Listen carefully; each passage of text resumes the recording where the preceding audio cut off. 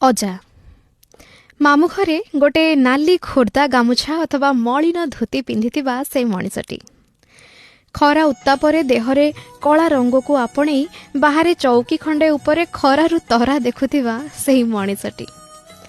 ଆମେ ଅଜା ଘରକୁ ଗଲେ ସକାଳୁ ସକାଳୁ ଜଳଖିଆରେ ବରା ଘୁଗୁନି ଆଣି ଥୋଇ ଦିଅନ୍ତି। ମାଇଁ ହାତରେ ମାଉଁସ ଝୋଳ ରାନ୍ଧିବାକୁ ଅର୍ଡର ଦେଇ ଦିଅନ୍ତି। ମୁଁ ଏତେ ବଡ଼ ହେବା ଯାଏ କୋଳରେ ବସେଇ ଗେଲ କରିବା ତାଙ୍କର ଗୋଟେ ନିଶା ଥିଲା। ଅନ୍ତାକ୍ଷରୀ ଖେଳରେ 80 ମସିହା ଗୀତ ସହ 2000 ମସିହା ଗୀତର ଗୋଳ ଲାଗିଯାଏ ଯେବେ ମାମୁଁ ଘରେ ଲାଇନ୍ ପଳେଇଯାଏ।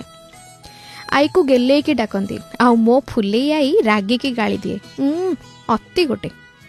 ତାପରେ ସାରା ଘରଟାକୁ ସମ୍ଭାଳୁଥିବା ବୁଢ଼ା ଶରୀରଟି ଆଈ ପାଖରେ ଚୁପ୍ ହେଇଯାଏ। ପୋଖରୀ ମାଛରେ ବେସର ଝୋଳ ନହେଲେ ତାଙ୍କ ଭାତ ଉଠେନି। ଚୁଡ଼ା ଭଜା ସହ ନାଲି ଚାକୁ ଦାଣ୍ଡ ପିଣ୍ଡାରେ ଖାଉ ଖାଉ ପଡ଼ିଶା ପିଲାଙ୍କୁ ପଦେ ଅଧେ କହିବା ଅଭ୍ୟାସଟି ଭାରି ନିଆରା। ପଣିକିଆ ସହ ମୁହଁରେ ଗଣିତ ହିସାବ ଆମ ନାତି ନାତୁଣୀମାନଙ୍କୁ ଆଚମ୍ବିତ କରିଦିଏ।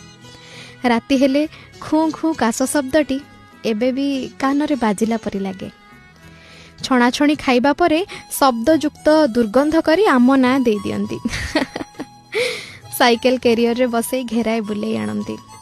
ଆଈକୁ ପାନ ମାଗିବା ଛଳରେ ପ୍ରେମ ଜତେଇ ଦେଉଥିବା ସେ ମଣିଷଟି ଆଜି କାହିଁ ଭାରି ମନେ ପଡ଼େ।